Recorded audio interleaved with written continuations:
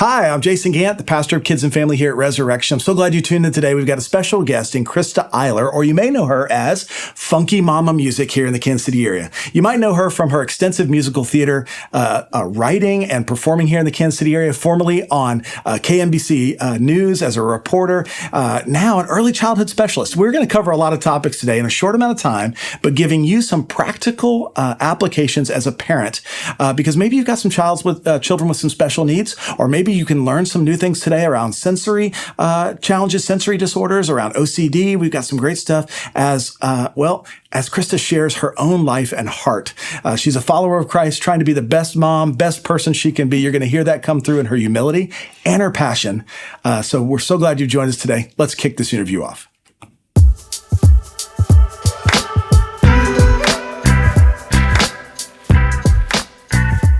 Well, we'll start light and then we'll go deeper. Sounds good. Tell us about the fun music that you make for kids. Well, for the last 15 or 16 years now, I write original rock and roll for kids. It's a very high energy kind of show, interactive. It's funky.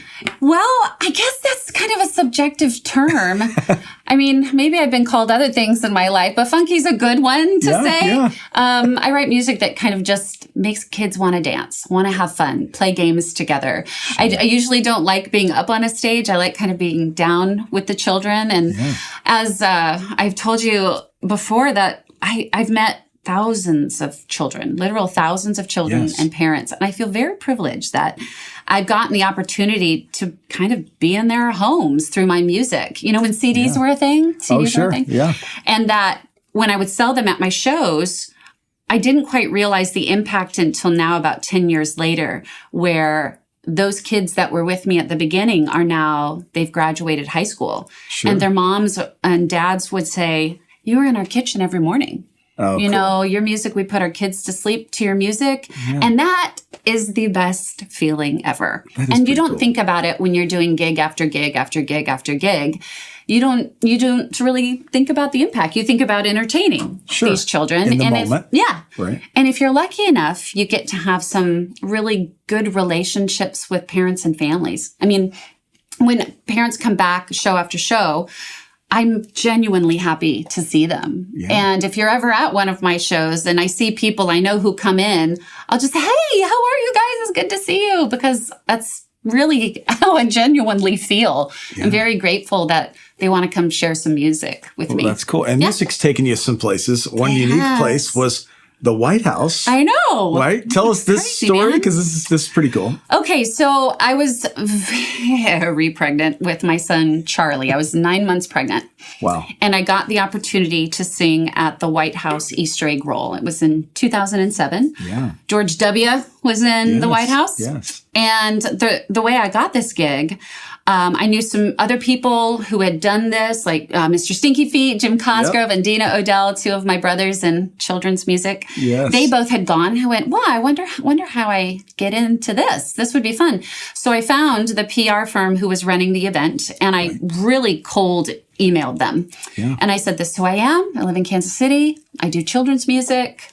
Here is some of my work and some videos."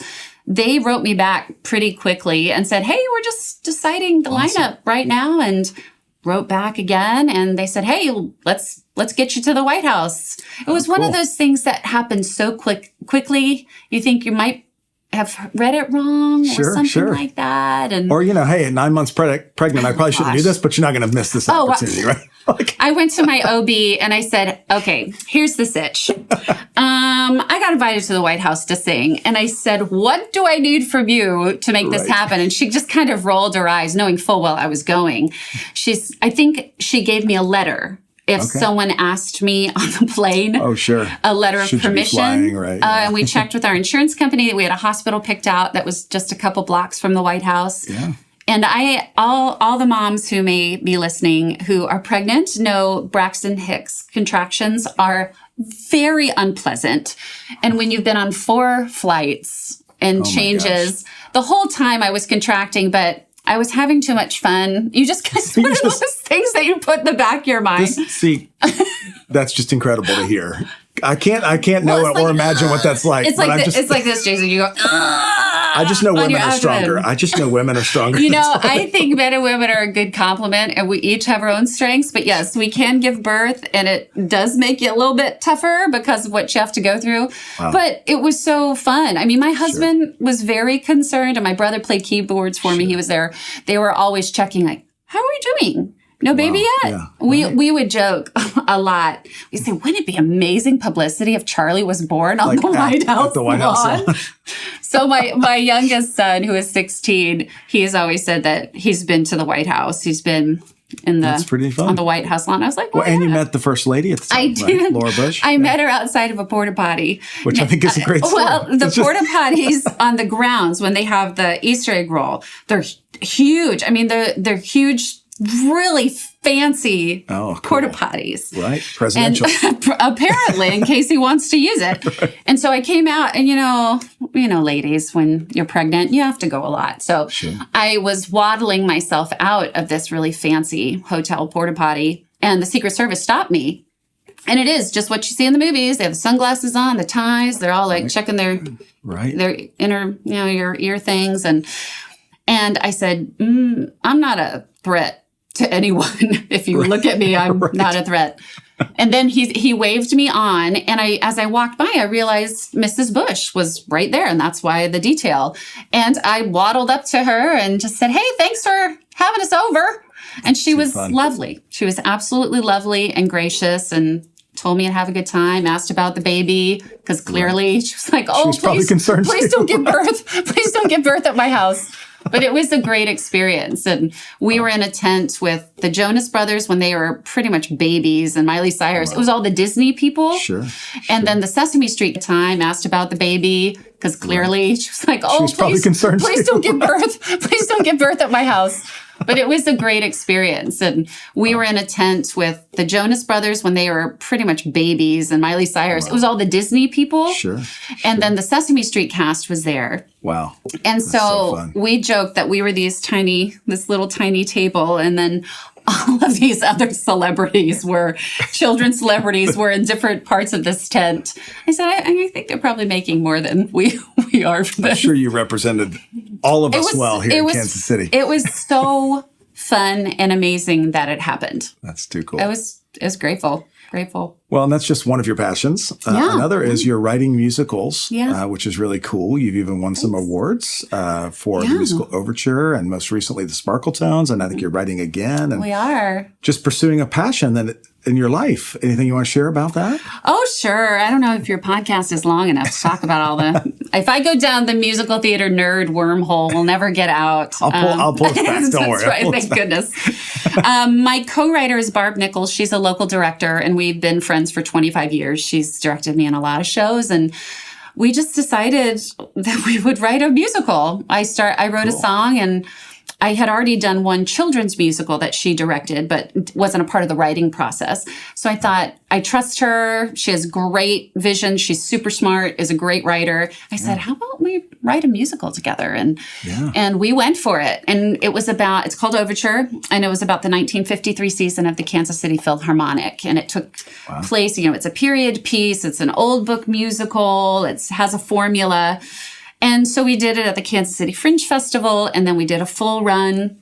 And then we just decided, got a wild hair, and thought, we're going to apply to the New York Musical Festival. We won't get in. They're not going to want us.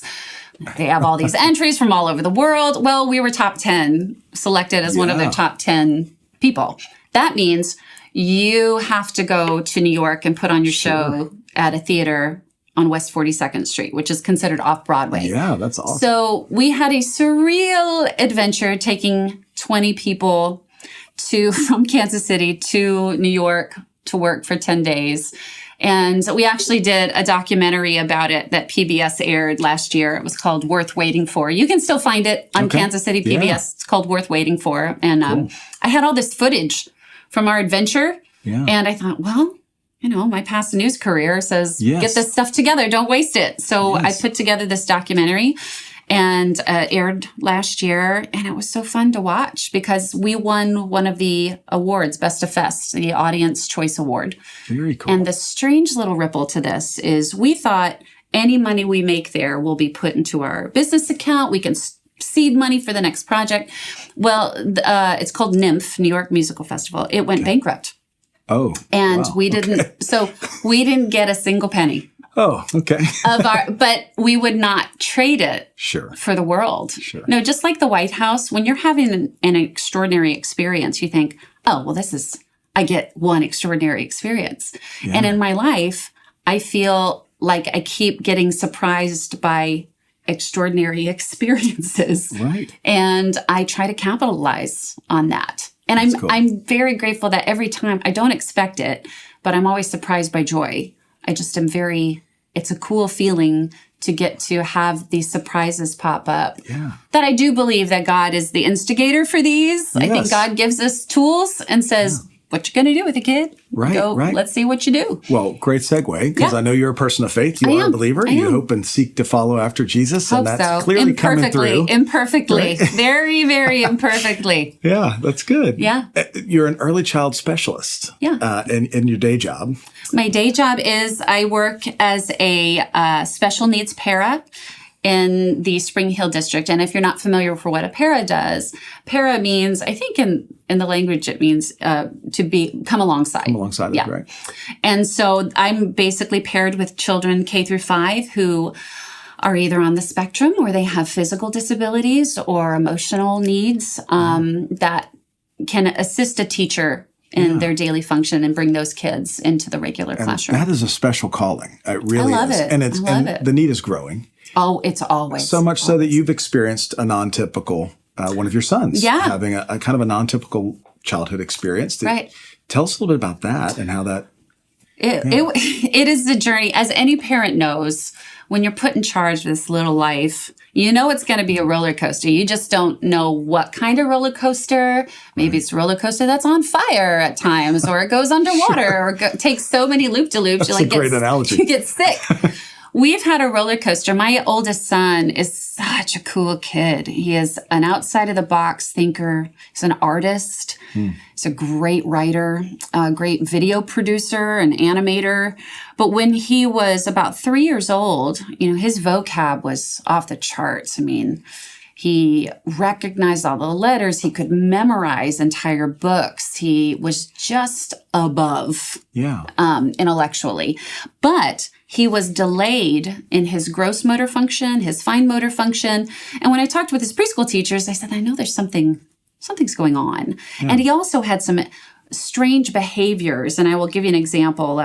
We called him our crasher basher because he'd be a kid who kind of ram his head into people and things. Mm-hmm. I mean, and have to pound on things. And it was all very, a crasher basher.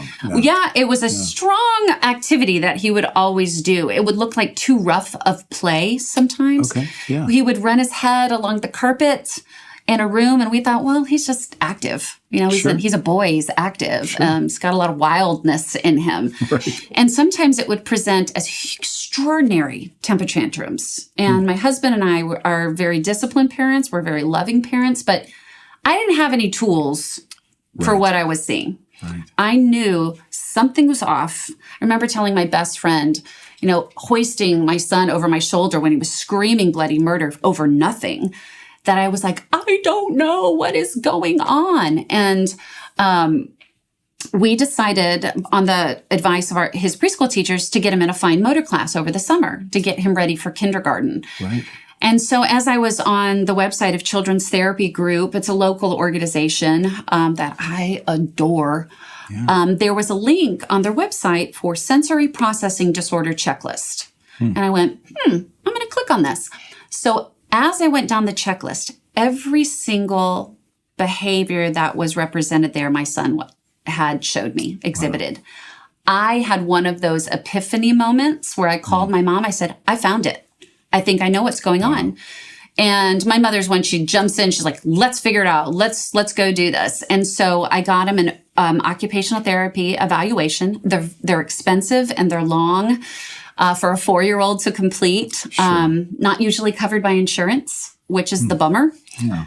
But Joseph left this evaluation early because he was so exhausted. But I went to the OT and I said, tell me that's something, I'm not crazy. Tell me that I am not a crazy mom or a bad mom. Sure. And she said, oh, no. She goes, something's definitely going on with his sensory systems. And I remember bursting into tears because I finally had an answer that if you see, you had a name. And if you can see the issue, I'm a person, I'll go after it. You know, I'm going to be tenacious, especially when it's your kid. Sure. When it's your kid, you will do anything Yes. to help them feel okay.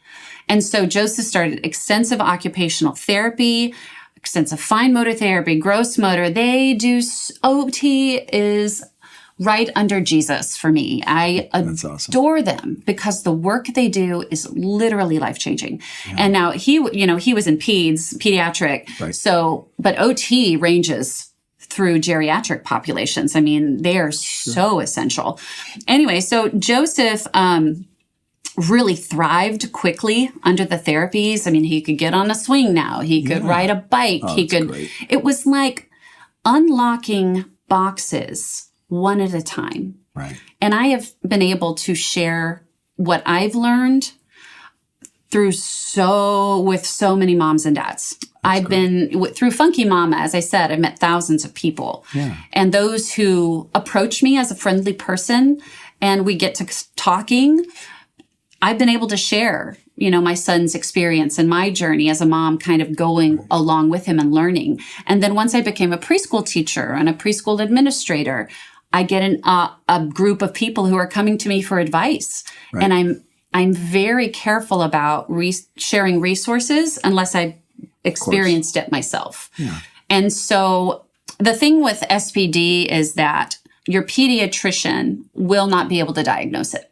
Right. They may be able to recommend an OT therapy place for you. Yeah. But I don't think it's currently in their diagnostic manual. I think it's the DSM-5. Something like that.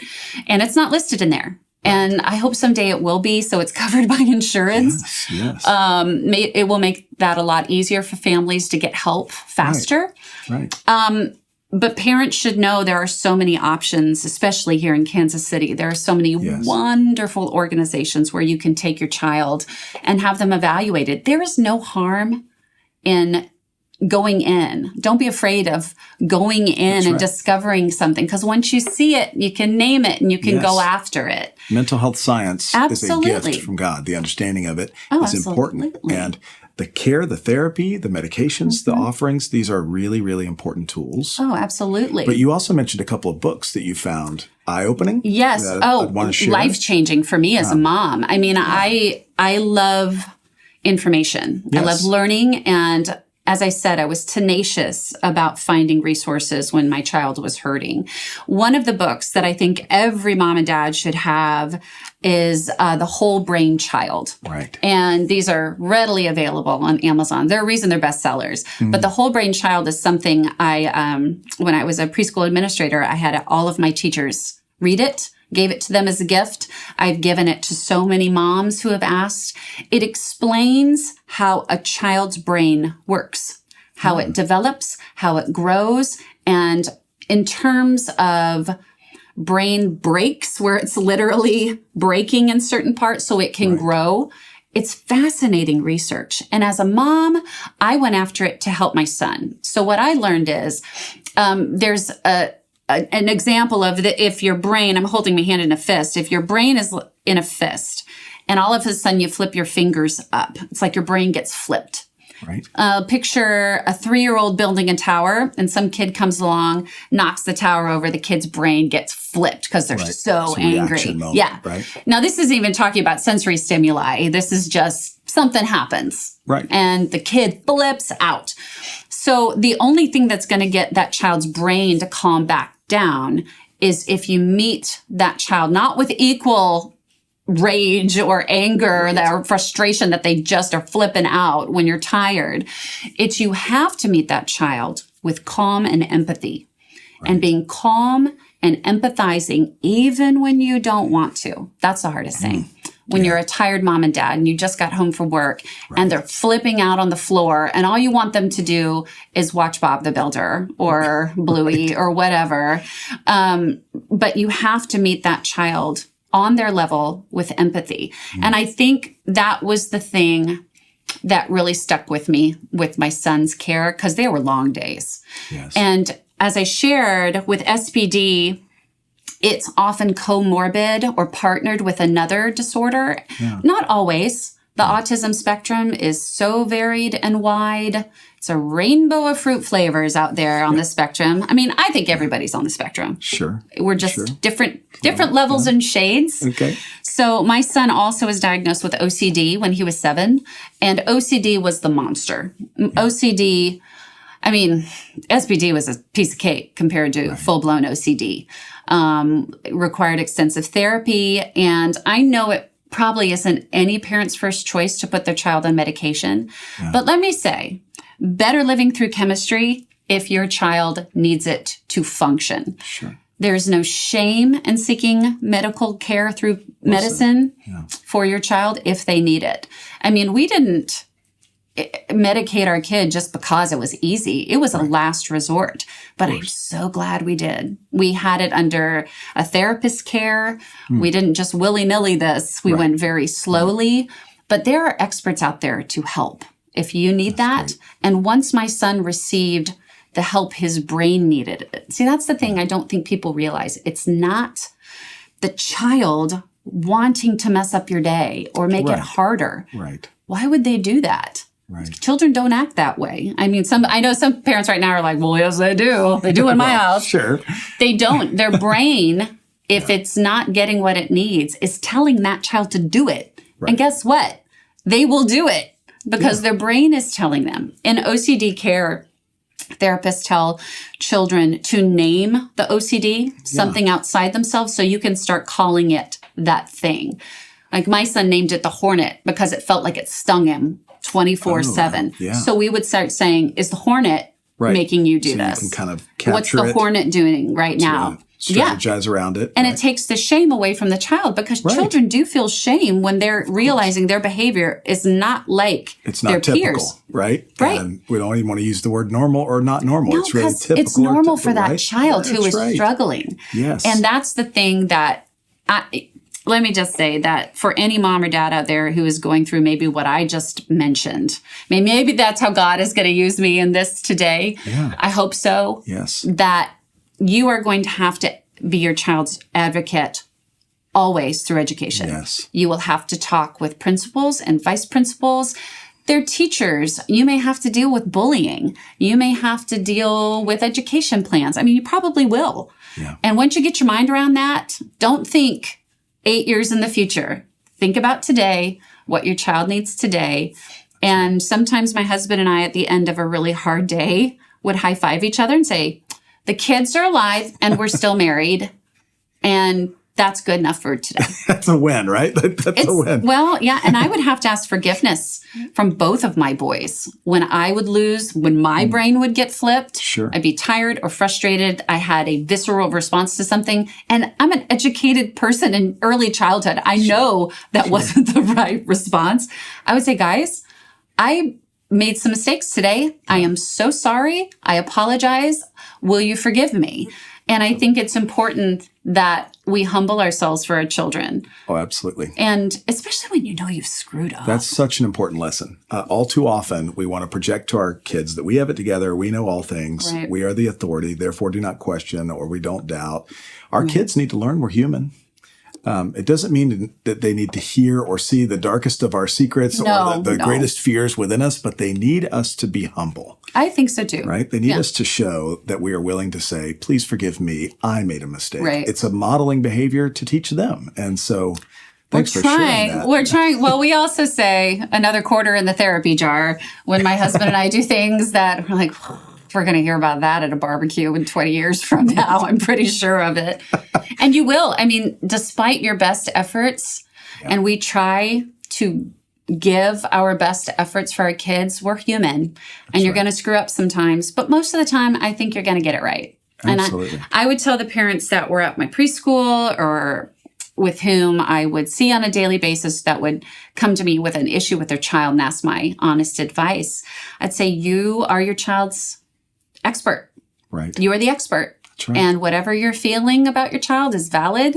And if you need help, there is help. Go get it. Yes. And whatever resources I have, they are yours. Yes. I mean, I put books and information and doctors' names that I knew personally in the hands of so many parents, I've lost count. Well done. Well, Well done. I'm grateful. I feel, why else would I go through something? Yes. I mean, and my son's the real hero. I mean, he's the most resilient person I know, and he's happy and joyful.